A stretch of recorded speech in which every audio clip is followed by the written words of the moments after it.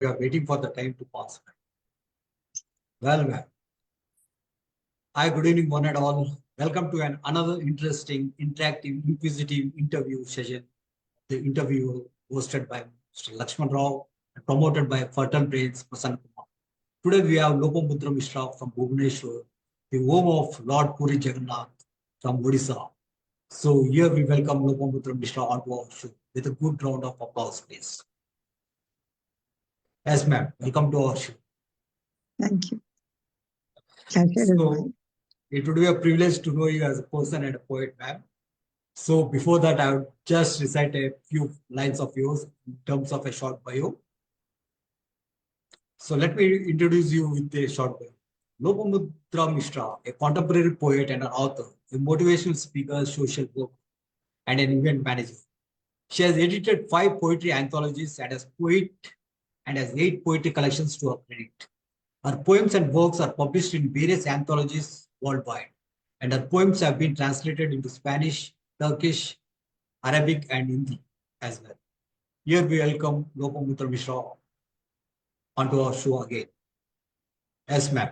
So how do you feel, ma'am, being on the show? First of all, namaste. Thank you so much, Lakshman Rao sir and Thanks. Kumar Prashanaji for giving me the opportunity. It's really a great endeavor from your side, and I love to be a part. It's my pleasure and honor. So, well, pleasure is also glad for connecting with you, so. And now, when I have come to your platform, I'd like to say that I have come to exhibit my book, Red Tulip. Red Tulips. That's nice. That's a fantastic title, in fact. Now, what do you mean by Lopamudra? Well, what does your name mean? Yeah, that's why the very questions, all the name Lopamudra is associated with a mythological name. Lopamudra is was a great scholar from Greek Vedic time, and she was very popular. I don't know, the name is given by my dad. Maybe something was in his mind and he gave me Lopamudra, and all used to ask me. I said, relate to the text of scriptures, then you'll find what Lopamudra Mudra is. in the sense like we can feel that it has a seal. Yeah. So Lopamudra means Lopamudra. There might be interconnection with that word. Yes. So will you please let us know, like, how did poetry happen with you? Well, poetry, if you say, I feel poetry comes from heart to touch every heart. And poetry lives with us, and we live with poetry. In every person, there is a poem resides. It's how we have to explore it. Because every person carries his own story. As every person carries his own story, with every person there is a poem, a new experience, a new exploration. The thing is, we have to find it out. We have to tap the potential of that person. Tap that poetry will flow. That we have to tap the point and the poetry will flow. It's just like a river.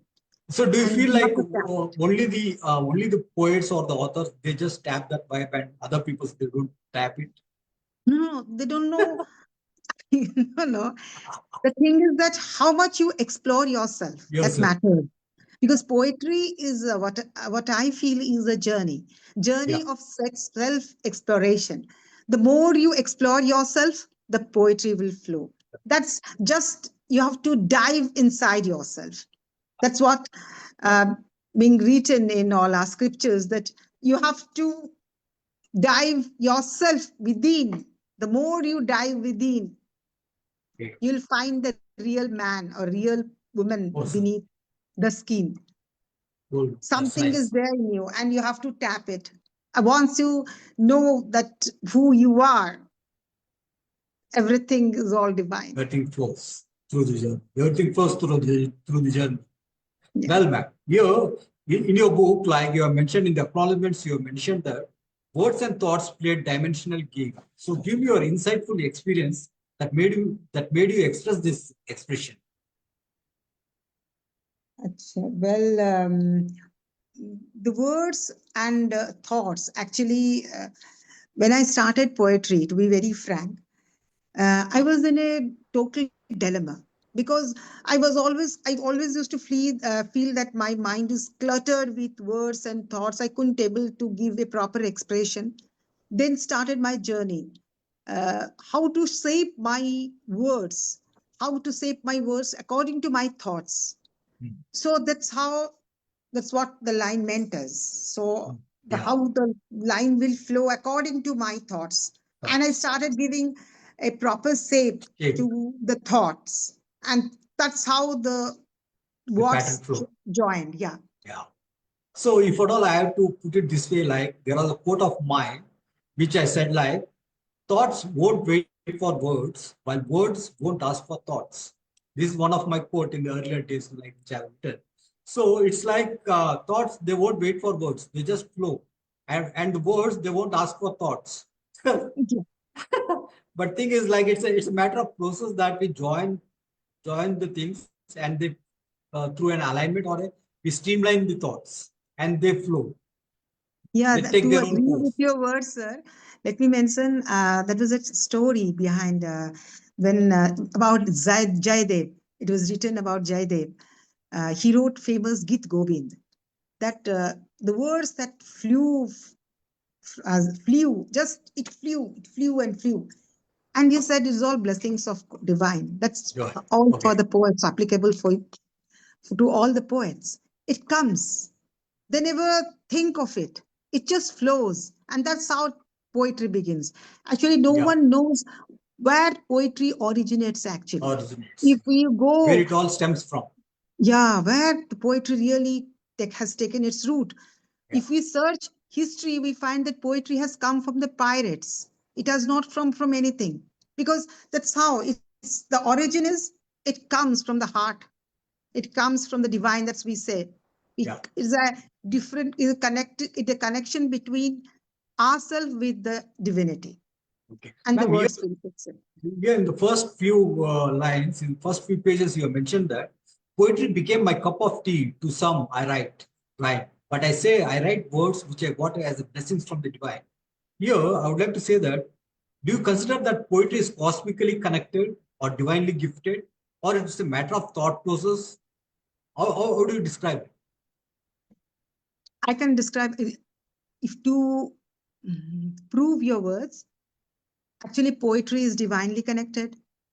It is connected to the heart. And you have to live with poetry also. Hmm. Unless until you live with poetry, poetry will not flow. That will never be your cup of tea. You have to live with that. You have to actually, if you May I say say in like one of this, like you have to be, it's not like a passion driven, like you have to be in a penance of poetry. yeah, and another thing is poets are really crazy people.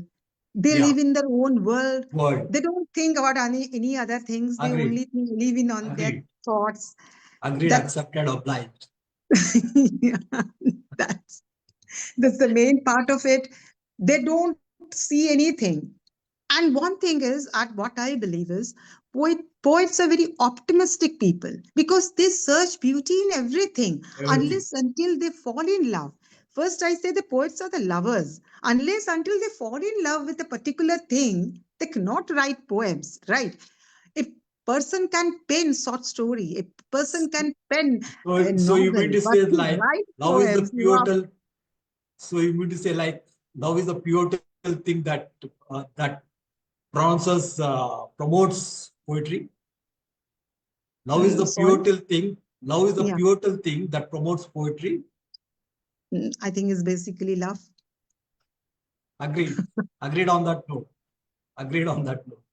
Ma'am, here, like in the preface, you have said that I am indebted to poetry for shaping me with a new format. So, how do you explain or elaborate this?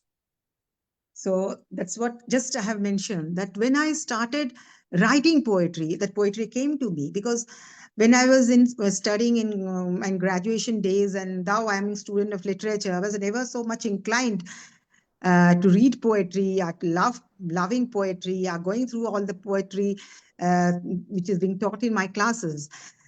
Then when I started writing poetry, I started exploring myself.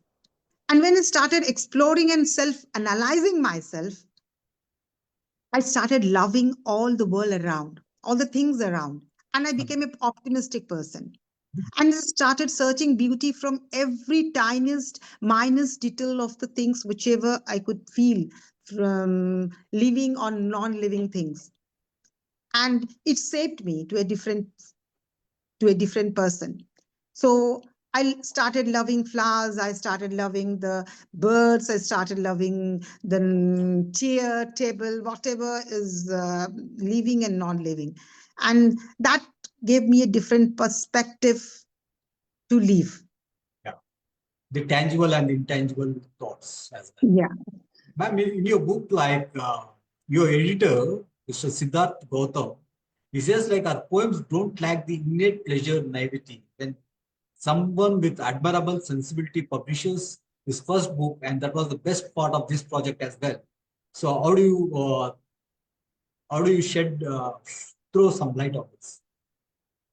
Well, Siddharth is a good boy, I can say, and his Because words. once we are out once we are published, once we bring out our debut out, like we are in the outer world, like anybody has the chance to criticize us or else like analyze us and criticize a pinpoint and see from their perspective.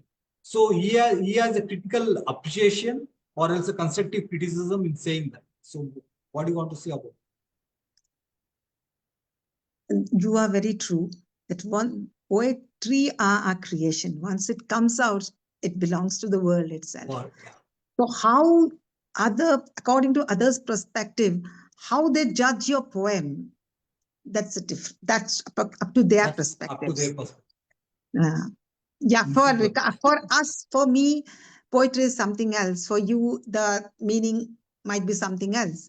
But the person who knows, like the Dark Lady of Shakespeare, like everything, only the creator knows how the what things is and so on. Yeah.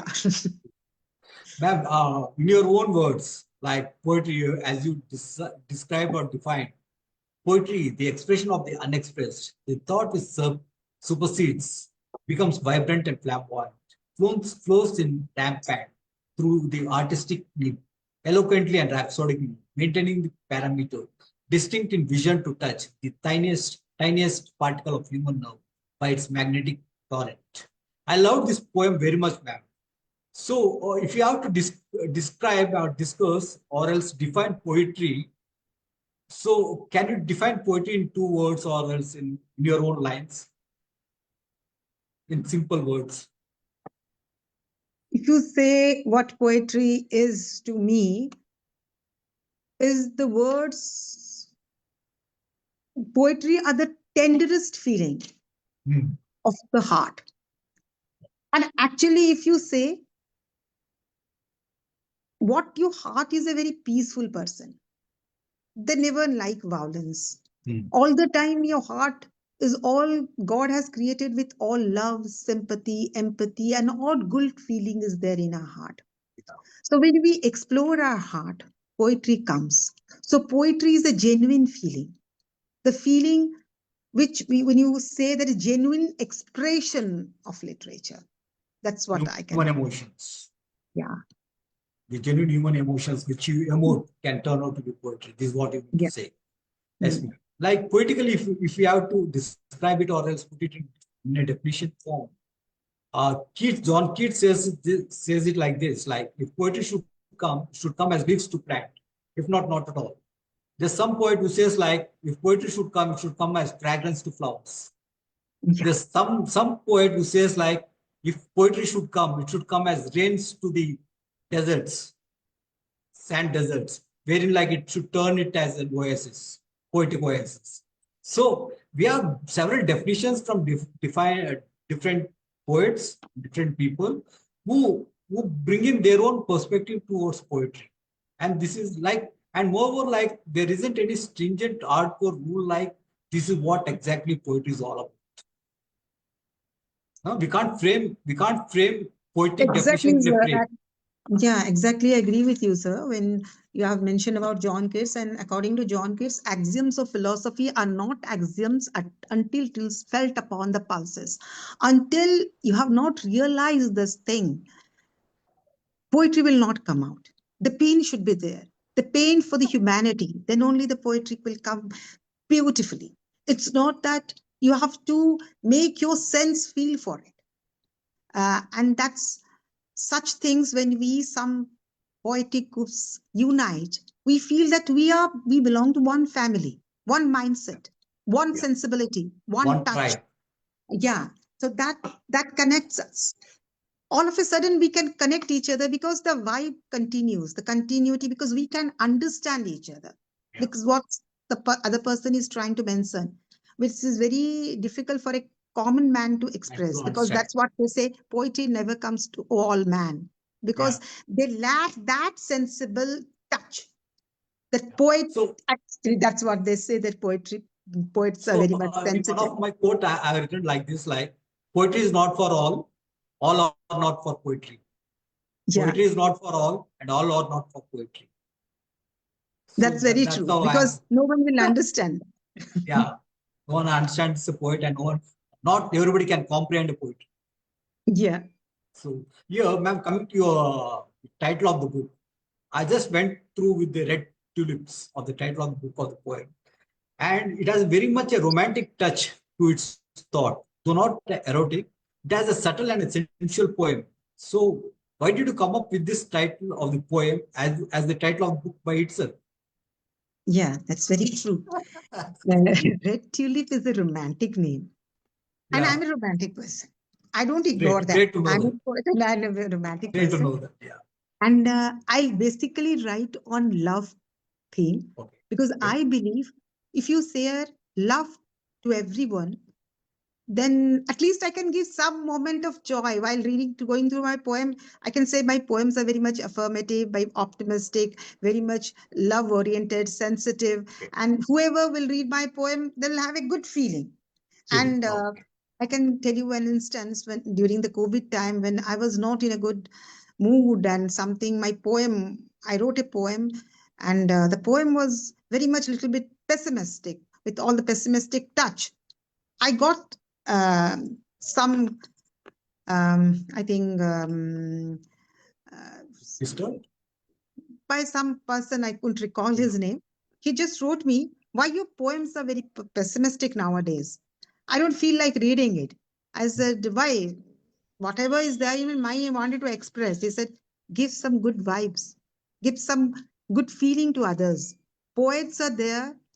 We wait to read poets because they give us energy, vibes, and that really strike me a lot, because we are really charged people. Poets do a remarkable job for the society. We charge people with energy, with love, with empathy. That's how we spread to Agreed, the ma'am. people through On our on poems. that note, I would like to say something like if a person is a rejected lover, you would be listening to all the pathos song, all the all the blank melancholic songs. If at all we didn't have sad songs, you don't find joy in the other songs. You find joy in these sad songs itself. A dejected lover, you find joy in sad songs. Is it not? This is mood and all. You have to. This is all depends on the own personality, Yeah, because how you uplift your mood, that yeah. matters. That And matters. while reading, if And you can we uplift a can't say person, this to this person saying like we are writing on a pessimistic note. yeah, Okay, so this pessimistic ideology or else the theory that whatever you written, it might touch somebody somewhere. Okay, he might be in a pessimistic mood. Okay, he might connect to it. So it's not like we have to be in a the mind the mind and the matter, it goes on its own mood. We can't choose matters at times. They go as per our own moods. yeah. That's when we say that we give energy through poems. If you go to patriotic poems, they charge with all the powerful emotions in their Mm, lines, mm, in mm. their words, so that You can see the poems of Edgar Allan Poe, Rabindranath Tagore, whoever, Yeah. even Cool. they have given their energy in their words, full energy, and that's how they charge people. That's how Yeah. all the freedom struggle took place.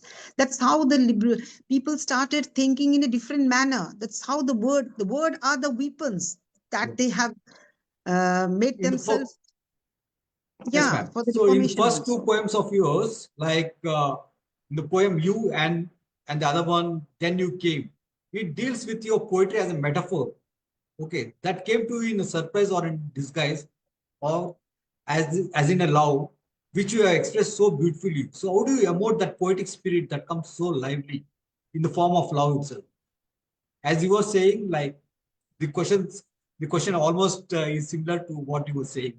This I have not mentioned anywhere, but first time I'm mentioning it. I first fall in love for some time. Fell in love. Then I get out from that. That Okay. unless until a person fall in love for some moment, Okay. you cannot write a poem, na? That Yeah. too on love. Yeah. Recently, one Okay. poet really asked me, "How come all your poems are on love?" I said, Love. Okay. "I just don't I want to feel write on any other theme." That's how. if I feel love, I And can write it on love. You yeah, should. because I don't want to put social issues, because social Yeah. issues, there are a But for the lot of things are journalists, there. Yeah, we they have let them journalists others to write. write.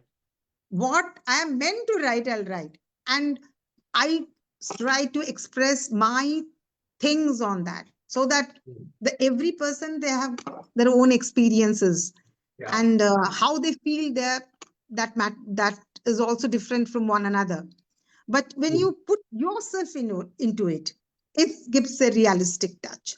Cool. Unless until you feel the vibes, the sensation, the sensitivity, the other person couldn't relate themselves. You have to connect with that feeling. So that's how we have to use the Ma'am, metaphors and all. yeah.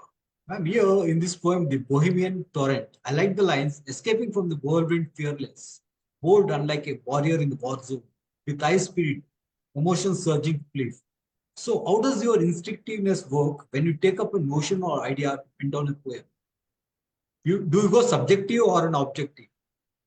Uh, if you say bohemian is a person who is very archetypal person, but sometimes the archetypal persons puts a lot of impact to your energy level, that it can go to such an extent that you can do anything for that.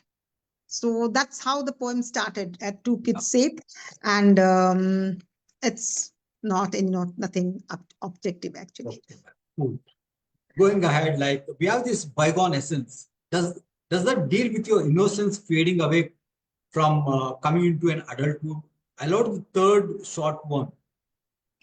Uh, Bygone essence actually, essence. even yeah, essence. Please recite the last stanza. The fading glow of evening. Okay, just if you could give me some lines.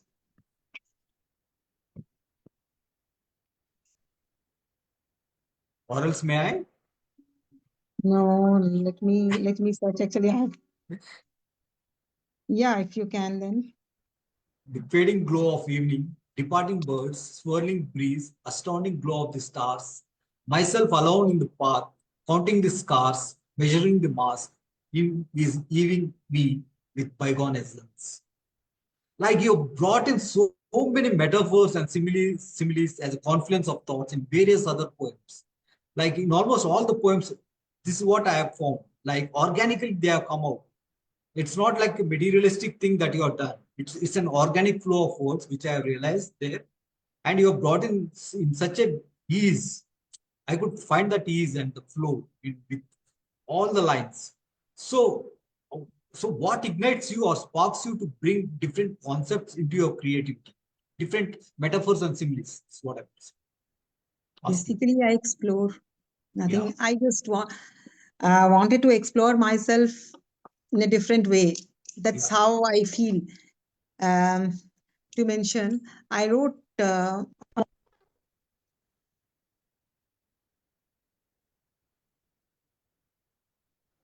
54 poems, yeah, 60, 50 to 60 poems on one line. That's how I explore myself. Okay. I explore, that's how bygone essence is also.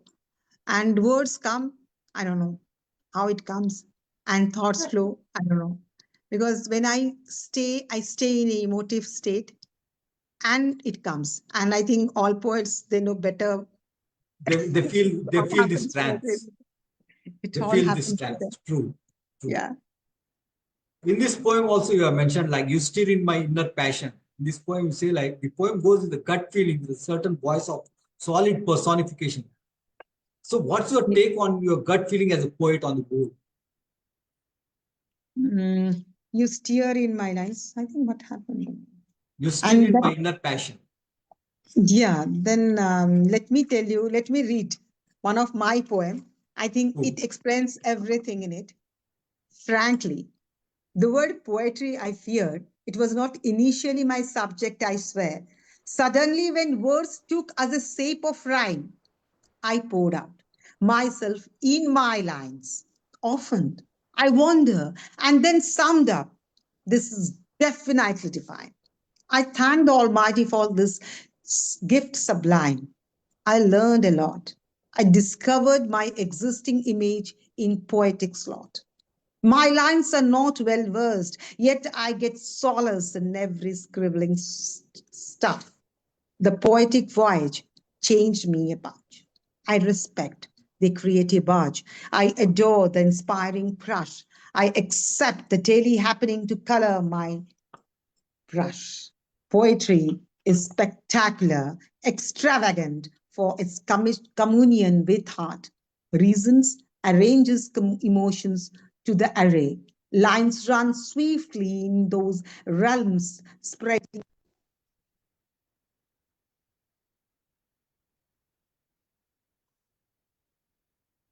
Poets are special person, bit sensitive, bit introvert, because their lines utter what words couldn't. yeah. Their lines utter what words can't utter or say or convey. That's a nice way of putting it across. Like I can say like that's the best way you can poetize poetry. Yeah, ma'am, you in this poem, like again, I try to bring in your love poems. Like, oh, I love this poem. This if this is love and difference between you and me. It's awesome. What I observed is that you have brought in many strange elements of love to the fore. And you said like you being a romantic person, you try to self-explore all the elements of love. Like that's a unique feature in that. So I loved your poems, love poems as much as mine. Lovely in the sense like once great personal connect it has a very much a personal connect and a universal impact because love poems or as universal themes they connect to the each and every person art and emotions. So this is where like the love poems connect to the universal mindsets to open the elements from the four forms of yarn. That was the line from you one of your poems to open the elements from the forms of yarn. That was awesome line. That was an awesome line. So, which I have tried to recollect while going through your book. So, you please shed some lines on your rain poems. The way the way you brought out your childishness, your kiddishness, your curiosity towards rain and all. You just throw some light on your rain poetry. Please allow me to read one of my poems. What you have mentioned is um, Rain poetry. poems. Love is this love. Okay. Yes, it Okay. is true. Okay.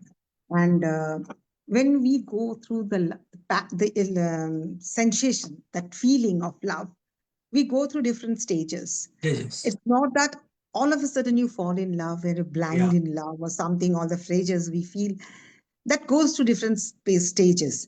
And Phases. ultimately, the ultimate goal of love is to connect with the divinity, with a spiritual Okay. awakening within Hmm. yourself. Because you feel God in that person. When you love a person, that first is the attraction. And attraction creates a lot of confusion. But when the confusion fades away, one Yeah. thing is that it connects to the another person in a different way. You find God in them. You just love them blindly. That's what love is, blind. That means you accept the flaws, you accept the good qualities, and you accept the flaws also altogether. Like So it's that's like how you may I can. say like it's like a seeking a soul space. Yeah. Then you say, I find peace in you. That means I feel a solace in you. That's a different, you have upgraded your Level of feelings love. to a different label when you go there. True. When you go to God, when you say, ask for their blessings, we go to a different dimension actually. We have surrendered ourselves. So that label comes gradually. So that's how my poem is. Bewildering is this relation. Baffling is this emotion. Strange is the continuation. Astounding is the motion. Yet, after the full stop, chances for innovation has anticipated optimism in this relation. Maybe for the thin line of faith, maybe for the straight line of hope, maybe for the strong desire to hold, or some petals still waiting to bloom gregariously. In the morning sun, in the raining morn, to outcast the darkening cloud, to run in dewy meadows and feel proud, enjoying in every second, laughing in every moment with the sweet relations of love, with the feeling we are in each other's throb.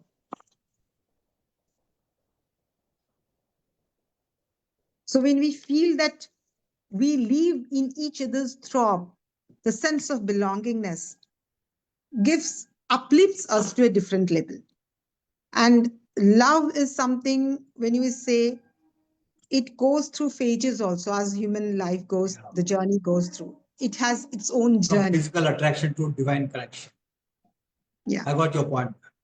Like in this one poem like Rendezvous, where you say like I certainly feel every poet goes through rendezvous within themselves, that they converse within themselves, that they bring in poetry. Because they talk to themselves, they speak with themselves and they converse with themselves, and they try to versify it. They try to bring out the verse out of it. This is how this is what happens as a matter of thought process. That's why I quote it as the recital of one's mind voice. I quote poetry as the recital of one's mind voice. So how do you agree? Do you agree or else do you disagree? No, no, I agree. Actually, when we give definition what poetry is, we cannot define it. Yeah, or describe it Because to a it larger extent. always, yeah, we cannot, we have exact no definitions. Even though Wordsworth has said it's a spontaneous overflow, powerful feeling, recollected in tranquility, thou we agree, but still it has no accurate definitions. How we define poet as. And it's true that when we go explore ourselves and we analyze ourselves, then only I think the better poetry comes. Only when we experience and go through it, Yeah, that we experience create. matters. Experience matters. We have to go through that Through experience. the experience and we expertise it. Through the experience, we expertise it. That's how the word channelized and it becomes a Yeah, poem. true. True. I agree you on this note, ma'am. Ma'am, well, like you have some tea poems as well. Wherein Yeah. you have mentioned that I think it's tea time, like wherein we should take a break, wherein we have to encompass on some intellectual level. Hope it reminds you on a tea break as well. I loved your love tea poems as well on the fag end. Yeah, definitely. We Indians, we all are tea lovers. And thou we love coffee also. And I love Bangalore coffee a lot. It's Oh, not. Then, but still, all the emotions, the thoughts, really, it comes when chai pe charcha, coffee pe charcha in coffee house. Actually, we could able to interact. We get some moment to interact. We sip the coffee or sip the tea and we interact. In that, the interactive moment, we explore our ideas and yeah. we could able to tap some of the ideas, really catch your attention. And it's not the poetry how we trigger. One word that triggers, one emotion that triggers, that one comes emotion, from the one tree. idea.